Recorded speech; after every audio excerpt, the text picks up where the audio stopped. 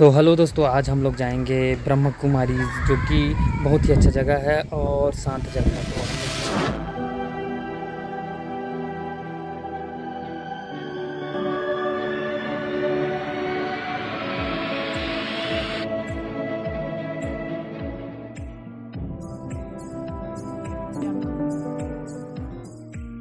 ये जो नज़ारा आप जो देख रहे हैं, ये है ब्रह्म कुमारी आनंद सरोवर वगैरह, जिला दुर्ग का। बहुत ही शांत जगह है दोस्तों, बहुत ही मनोरम दृश्य आपको देखने को मिलेगा। हाँ, और हाँ, यहाँ आपको दुनिया का सबसे बड़ा एयर से भरा हुआ शिवलिंग देखने को मिलेगा। तो चलिए,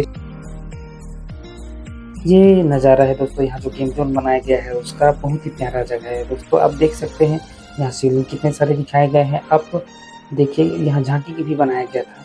ये अंदर का नज़ारा है। ये हॉल है जो कि ऊपर वाले फ्लोर पे है, और यहाँ आप जो पंखे देख रहे हैं वह है दुनिया का सबसे बड़ा पंखा में से एक।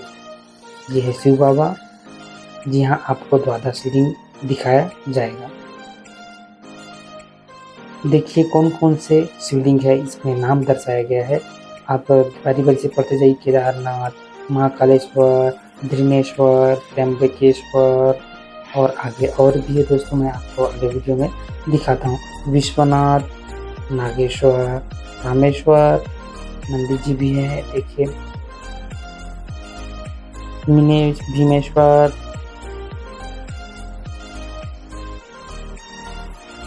वैद्यनाथ, ओमकारेश्वर, यहाँ से सभी जगह के आपको दर्शन होंगे। आप लोग देख सकते हैं मल्लिकार्जुन भी है।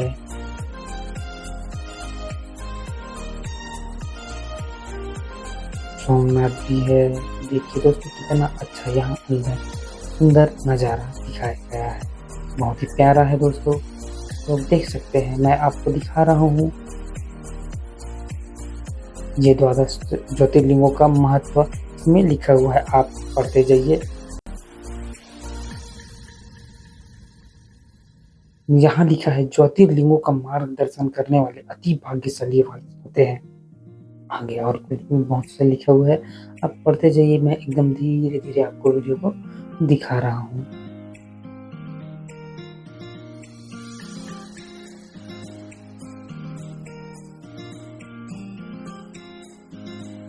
त्रिमूर्ति शिव जयंती महोत्सव की हार्दिक बधाइयाँ। इस तरह से फ्लेक्स लगाया गया है। देखिए, यहाँ जो कार्यक्रम हुआ था, ये उच्च समय का सजावट है दोस्तों, और ये हॉल है जहाँ कार्यक्रम होता है। देखिए दोस्तों, कितना अच्छा और सुंदर, शांति से भरा हुआ जगह है। बहुत ही शांत जगह है दोस्तों। और ये रहा दोस्तों दुनिया का सबसे बड़ा में से एक पंखा, जो कि हेलीकॉप्टर के पंखे की तरह है। बहुत बड़ा पंखा है दोस्तों ये।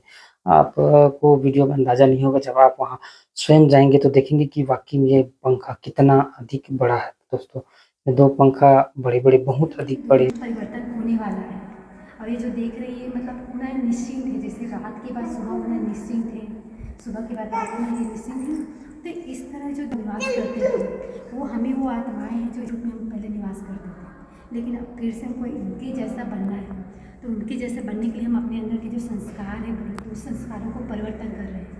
अब दुनिया परिवर्तन होने वाले के लिए, इसलिए वो जो हो रहा है विनाश, कहीं विनाश हो रहा है, उनका परिवर्तन के लिए हो रहा है। तो हमको फिर से इनके जैसा बनना है। तो ये पढ़ाई हो रही है।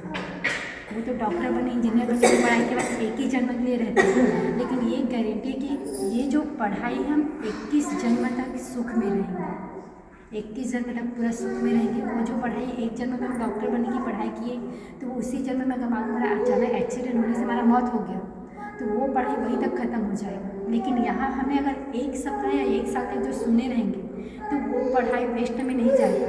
सही छोड़ भी देंगे तो नया जन्म लेकर के आएंगे, तो वो पढ़ाई से आगे की पढ़ाई पढ़ेंगे, के जीवन से नहीं जाना पड़ेगा। और वो डॉक्टर बनने की पढ़ाई में जो स्थूल जो शरीर के लिए पढ़ाई करते वो के जीवन से भी पढ़ाई करना पड़ेगा, लेकिन इसमें नहीं होगा। तो ये आगे की पढ़ाई के लिए। तो जैसे यहाँ पे बताया कि देवी देवताओं का फिर से दुनिया आने वाला है। अब देखो, ये जो हम परमात्मा के लिए गायन गाते हैं कि परमात्मा निराकार है, ज्योतिर्बिंदु है। देखो जी, परमात्मा को भी सब देवी देवताओं को पढ़ाई तभी वो पढ़ करके वो ऐसे बनने पूजनीय लायक बने हैं। जिसकी हम आज उनके फोटोओं को पूजा करते हैं, लेकिन देखो तब उनको भी किसी ने पढ़ाया होगा, शिक्षा दी होगी, जो उनकी शिक्षा लेकर के उसने अपने जीवन कैसे बनाया। तो वो कौन है? परमपिता परमात्मा। तो उस परमात्मा का नाम शिव है, उनका नाम कभी नहीं बदलता। जैसे हम आत्माओं का ये जो शरीर के नाम का शरीर है, उनके हिसाब से जैसे शरीर का नाम सीता है, फिर जब ये शरीर छोड़ देंगे, नया जन्म लेकर के भी बच्चे के रूप में आएंगे, तो उस नाम से पड़ जाएगा। हमारा नाम, रूप, देश, काल, ये हमारा पूरा एड्रेस बदल जाता है। जितनी बार जन्म लेंगे उतनी बार इस घर में हमारा नाम, रूप, देश, काल इस घर में ऐसा टाइप के, फिर हमारा पात्र खत्म होने के बाद दूसरे घर में तो उनके जैसा रहेंगे इस तरह के। लेकिन परमात्मा का नाम नहीं बदलता। परमात्मा एक निराकार बिंदु है, तो उसका नाम शिव है, जो ज्ञान उसी ने दिया है। लेकिन देखो निराकार है, अब निराकार को मैं ऐसे रख दूँगी तो पूजा कोई मान करेंगे क्या? नहीं करेंगे, नहीं मानेंगे। तो उनके लिए परमात्मा को एक लिंग बना करके दिए, उस लिंग को। तो इस परमात्मा का नाम शिव, जिनको भारत में प्रेम का सागर, सुख के सागर, शांति के सागर, परमात्मा के सागर के नामों से जोड़ा जाता है। और देवताओं को किस नामों से जोड़ा जाता है? प्रेम स्वरूप, शांति का स्वरूप, इस नामों से जाना जाता है। फिर सुख के स्वरूप में माना जाता है। इनको सागर से जोड़ा जाता है, क्योंकि ये सागर है और वो स्वरूप में रहते, उस स्वरूप में सुखों के स्वरूप का अनुभव करके रहते हैं, शांति का अनुभव करके सुख के अनुभव में रहते। इस तरह जैसे परमात्मा का नाम शिव, वो निराकार है। अब यहाँ पर देख रहे हैं, देखिए जितनी भी धर्मात्माएँ हैं, सभी धर्मात्माओं ने उस परमात्मा का संदेश दिया कि देखो साईं बाबा भी हमेशा क्या कहता रहता था? सबका मालिक एक है, यही कहता ना, आई एम मालिक करके अपने को नहीं बताया, उसने परमात्मा का इशारा किया कि परमात्मा एक है, हम सभी उनके बच्चे, हम सभी आत्माएं, जितने भी विश्व में आत्माएं, हम सभी उनके बच्चे हैं। किस रूप में? आत्मा के रूप में। केवल ये शरीर गर्ल्स के, ये बॉयज़ के शरीर है, लेकिन हम सभी के शरीर को जो चलाने वाला एक चैतन्य शक्ति, उसका नाम है आत्मा। तो हम सभी विश्व में जितने भी मनुष्य आत्माएं, हम सभी आत्माओं का पिता परमात्मा केवल एक ही है। और जितनी भी धर्मात्माओं ने भी जन्म लिया, तो इसमें भी परमात्मा का जब साक्षात्कार हुआ, तो इसने क्या कहा परमात्मा को कि एका ओंकार निराकार सत्यमेव चित आनंद स्वरूप, परमात्मा का संदेश दिया गुरु नानक जी। इनका भी जन्म हुआ, इसका भी शरीर का मृत्यु हो गया, लेकिन आत्मा कभी मरता नहीं। एक जन्म लेता है, दूसरा जन्म लेता है, एक शरीर छोड़ के दूसरा लेते हैं। तो हमारा जो शरीर है, अभी हम बच्चे के रूप में जन्म लेकर के आए, धीरे धीरे बड़े हो गए। अब बड़े होने के बाद हमारा शरीर भी क्या होने लग जाएगा? बुढ़ापा होगा। बुढ़ापा के बाद उस शरीर को क्या करना पड़ेगा? छोड़ना पड़ेगा। जैसे हमारा कपड़ा पुराना होता है, फट जाता है, तो क्या करते हैं? छोड़ देते हैं ना, उसको पोछा पाछी में निकाल देते हैं, क्योंकि कपड़ा पुराना हो जाता है। बार बार सिलाई करके पहन, एक बार दो बार सिलाई करके पहन, लेकिन बन जाता है तो पहनना पसंद आता है क्या? नहीं। तो इस तरह आत्मा को भी जब ये शरीर बार बार फ्रैक्चर हो जाता है, बार बार ऑपरेशन होता है, तो शरीर हमको अच्छा नहीं लगता। तो इस शरीर को हमको छोड़ के जाना पड़ता है। एक बार हमें ऑपरेशन हुआ तो हमारा शरीर ठीक है करके चला गया, 2 बार हुआ, 3 बार हुआ, फिर ज़्यादा बार हम ऑपरेशन तो शरीर का नहीं करा सकते, क्योंकि शरीर फ्रैक्चर हो जाता है। तो आत्मा को छोड़ के दूसरा जन्म लेकर के आना पड़ता है। और जिस घर में जन्म लेकर के आएंगे, जिससे हमारा कनेक्शन हिसाब किताब बचा है, उस घर में जाना पड़ता है। और जिस दिन उस घर से हमारा हिसाब किताब कंप्लीट हुआ, तो उसको छोड़ के दूसरे घर में मिलता है। तो देखो इसलिए भी परमात्मा का साक्षात्कार हुआ, इसलिए पता है।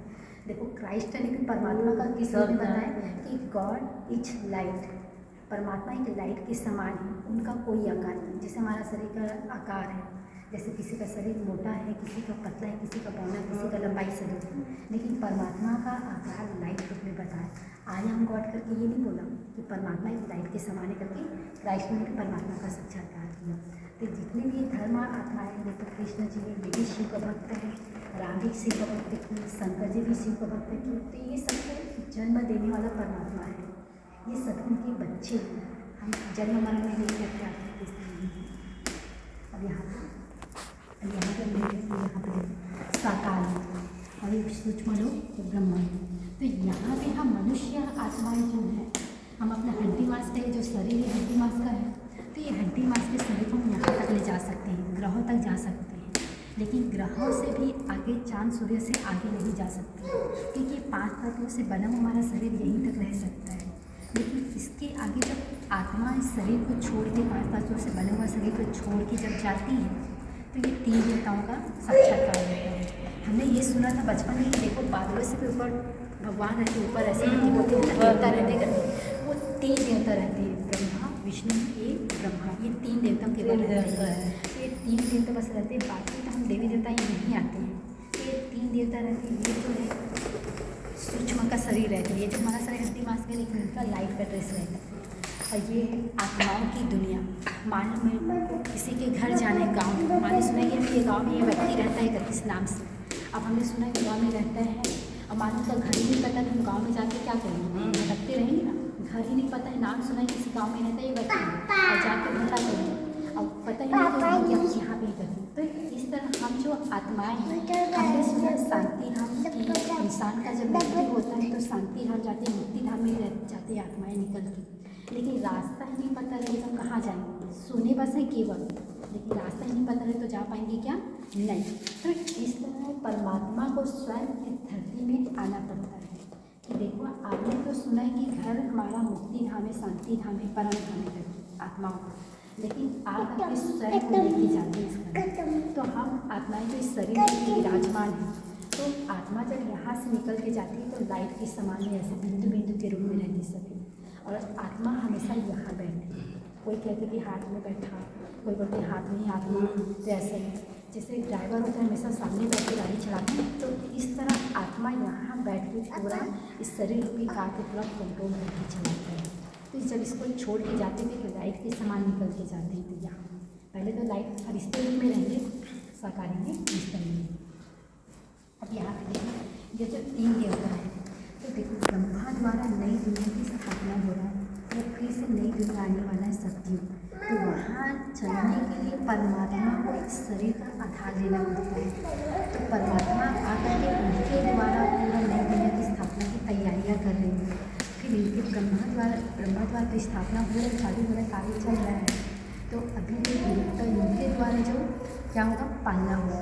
देखो एक धर्म, एक राज्य, एक भाषा होगी।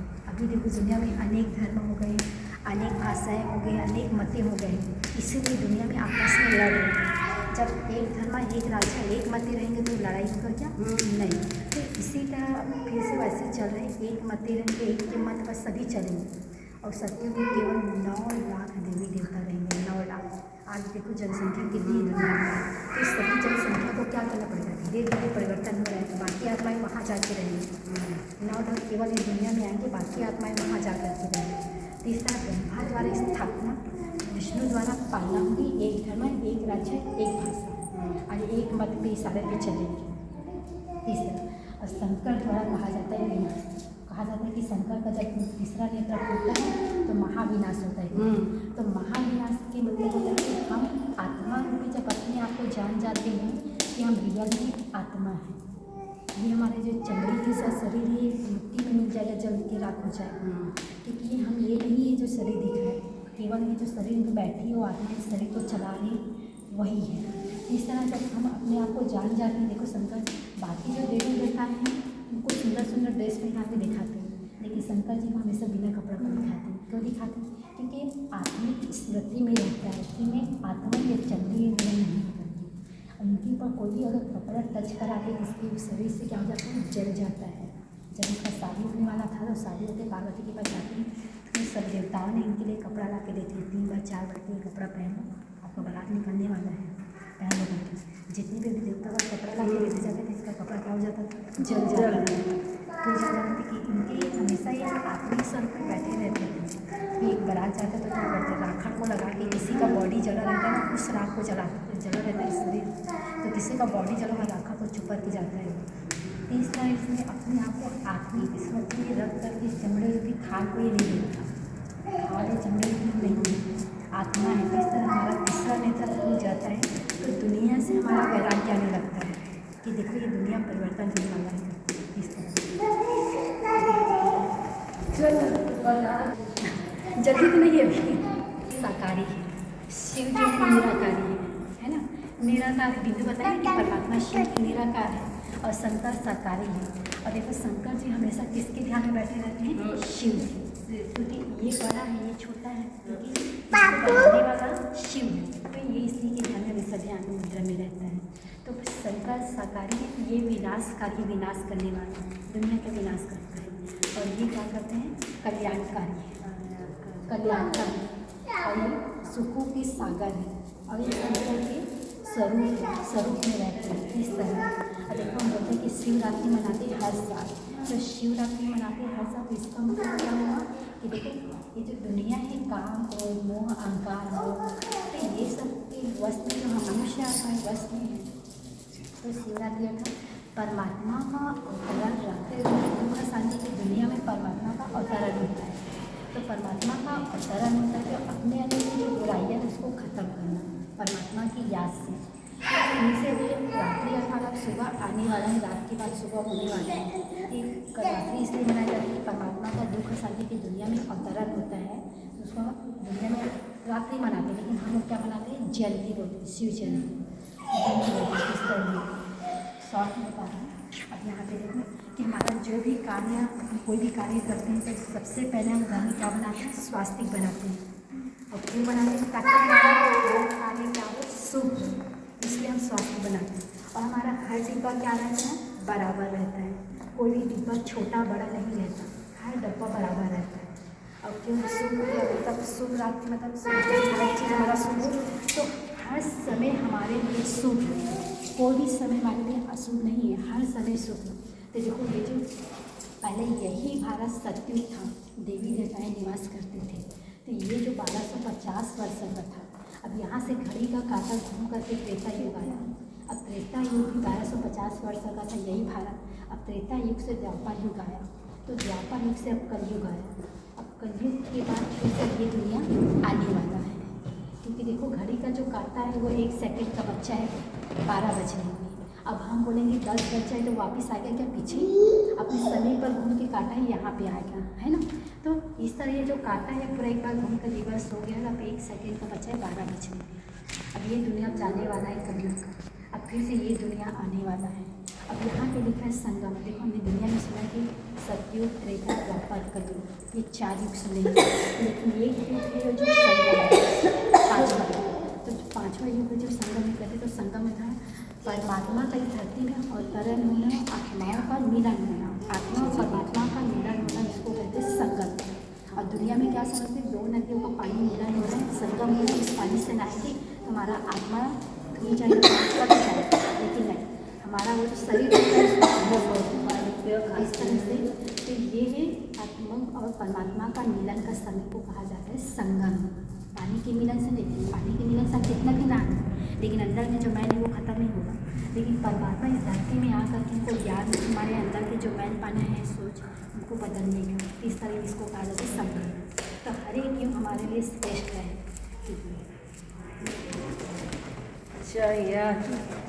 यहाँ भी है कि देखो यही बात है, सतयुग था तो देखो सतयुग में देवी देवताएं कैसे रहते थे, कि सतयुग में हर चीज़ क्या रहेगा, सोने का महल रहेगा। बहन गा रही कि सिर्फ सोने की डाल डाल में पूजा बढ़ती थी घर की, लेकिन पहले यही भारत का सोने का था, पूरा हर चीज़ सोने से रहता था, महल जो रहता था सोने का ही रहेगा। तो वैसी दुनिया फिर से भी आने वाला है, हर चीज़ सोने का। यहाँ जो वो दिखाते ना लाइट पर, तो वहाँ का लाइट क्या रहेगा, हीरे का जलेगा, हीरे रहेगा, हीरे से पूरा बिल्डिंग चमकता रहेगा, इस तरह रहेगा। तो ऐसी दुनिया आने वाला है, उसके लिए हम आत्माएं अभी क्या करें, राजयोग मेडिटेशन कर रहे हैं।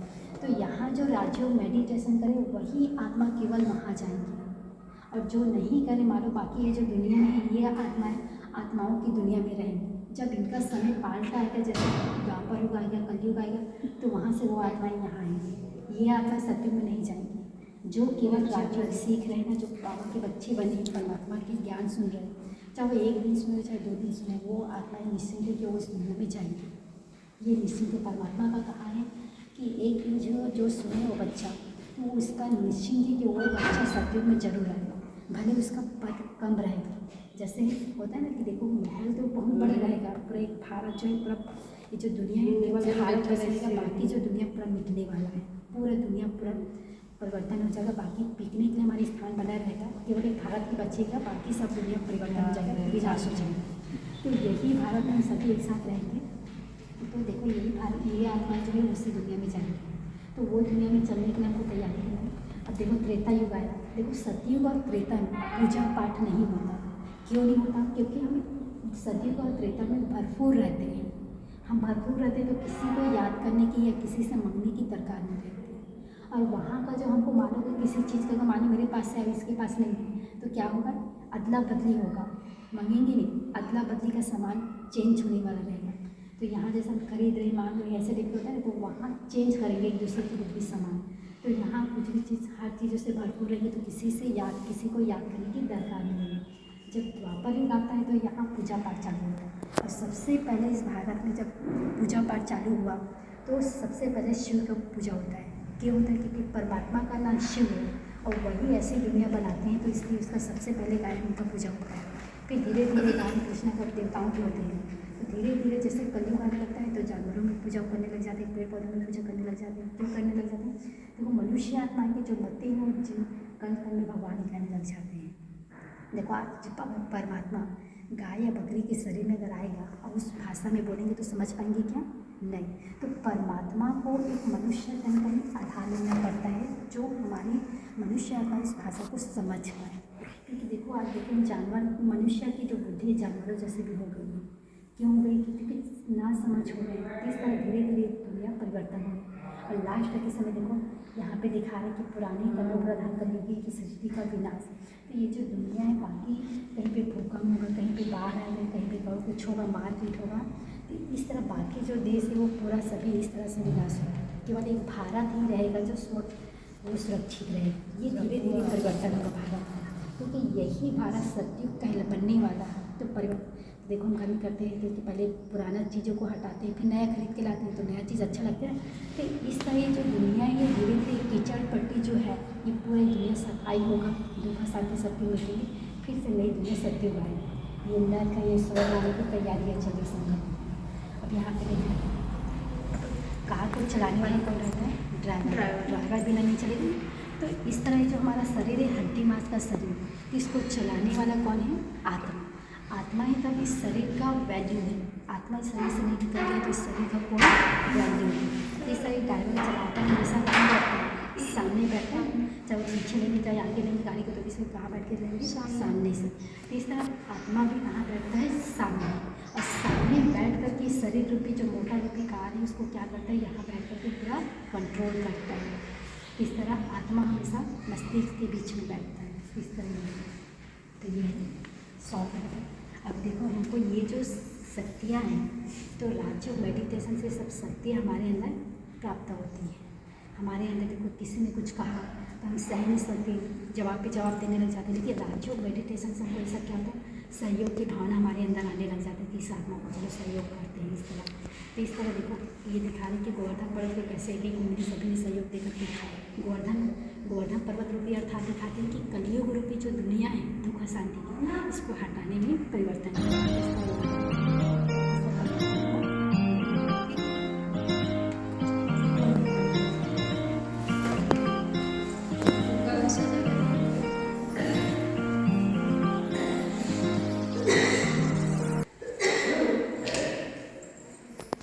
पढ़ाई जब डॉक्टर इंजीनियर सब पढ़ाई तो पूरा ये शरीर का विनाश हो, लेकिन ये गारंटी निश्चित है कि 21 जन्म तक पूरा ऐसे देखते दुनिया में रहेंगे सतयुग के रूप। ये दुनिया आने वाला है, तेरा तैयारी चल रही है ये दुनिया।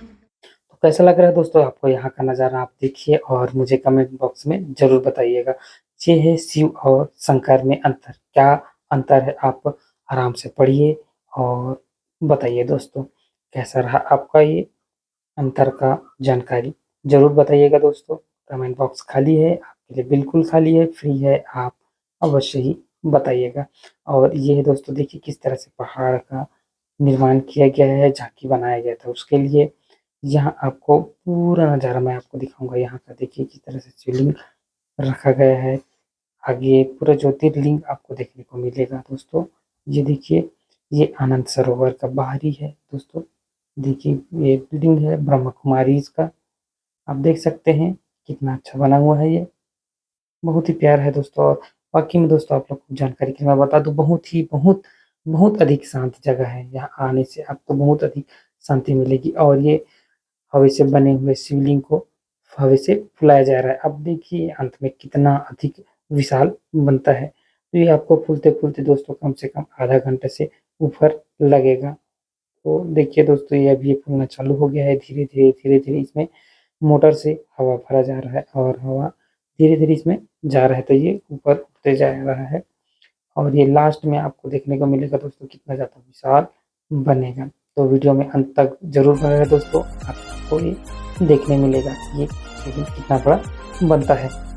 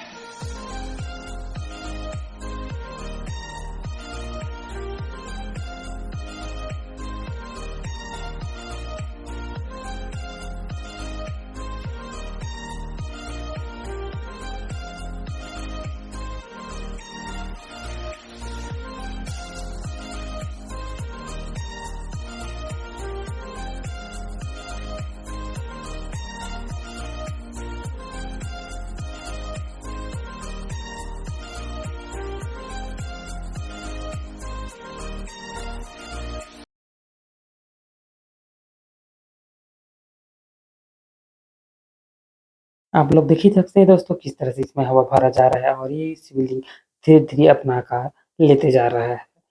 अब देखिए सब वो दोस्तों कितना ये विशाल बनेगा, आपको अंत में वीडियो के अंत में देखने को मिलेगा। इसीलिए वीडियो के अंत तक ज़रूर बने रहे दोस्तों, आपको ये विशाल शिवलिंग देखने को मिलेगा दोस्तों। ये धीरे-धीरे, धीरे-धीरे करके इसमें मोटरों से हवा भरा जा रहा है और हवा जाते-जाते ये शिवलिंग अपना रूप लेते हुए ऊपर रहते जा रहा है दोस्तों।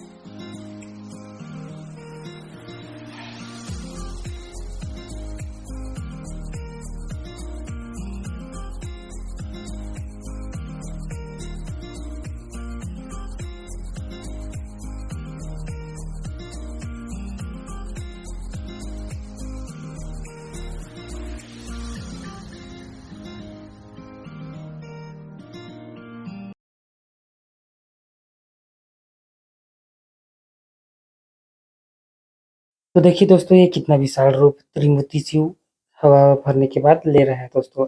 आगे आपको देखते हैं दोस्तों, ये कितना बड़ा होगा, आप पूरा हवा भरने के बाद ही देख पाएँगे दोस्तों, तो इसलिए वीडियो के अंत में ज़रूर बने रहें दोस्तों। ये आगे देखते हैं दोस्तों, धीरे-धीरे इसमें हवा भरा जा रहा है दोस्तों, जैसे-जैसे हवा उसमें जाते जा रहा है दोस्तों, उस तरह से वो अपना रूप लेते जा रहा है। किस तरह से वो होगा, कितना बड़ा होगा, वो देखते जाइए दोस्तों, आपको देखने को मिलेगा इस वीडियो में दोस्तों। और आगे हम आपको दिखाते हैं बच्चों के लिए खेलने के लिए, देखो प्ले स्टेशन बनाया गया है, गेम स्टेशन बनाया गया है और वहाँ बच्चे खेल रहे हैं गेम ज़ोन के अंदर। आप देख सकते हैं वीडियो में किस तरह से लूडो, साँप-सीढ़ी के जैसे खेला जा रहा है। और ये हवा भरते दोस्तों काफ़ी समय हो चुका है, ये लास्ट में आ चुका है दोस्तों, जिससे ये पूरी तरह से आपको देखने को मिलेगा।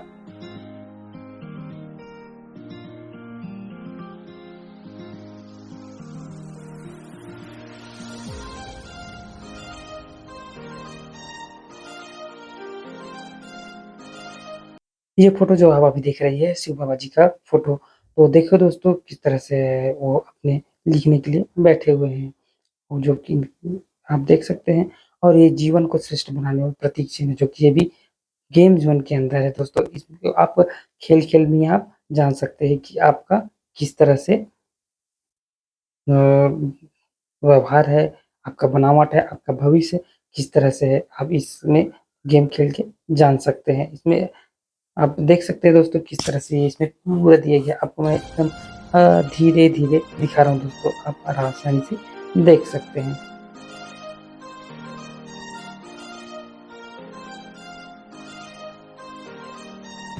देखिए दोस्तों किस तरह से कितने बच्चे नंबर गेम इसे? खेल रहे हैं, इस तरह से 6 आप भी 5 खेल सकते हैं। कितना इसे? जहाँ आप एक पोस्टर देखेंगे, उसमें देखिए दर्शाया गया है कि आपको कितना-कितना नंबर आएगा, उसके हिसाब 11 से नंबर कहाँ है? आपको जानकारी वहाँ पोस्टर पे पढ़ लेनी है। आगे और बहुत सारी जानकारी है वहाँ 11 नंबर डिटेल इसमें है, इसमें आप वहाँ जाइए। चलिए दोस्तों, फिर से इस कर दो, काम फिर से से कर भरे ये दो। दूसरा जो वाले 11 काफ़ी मिलन अच्छा सा लगेगा दोस्तों। देखिए किस तरह से ये अच्छा 11 क्या-क्या नंबर है इसमें वो देखना पड़ेगा, 11 नंबर बताया कहाँ जा है? रहा है। प्रभावशाली आइसक्रीम।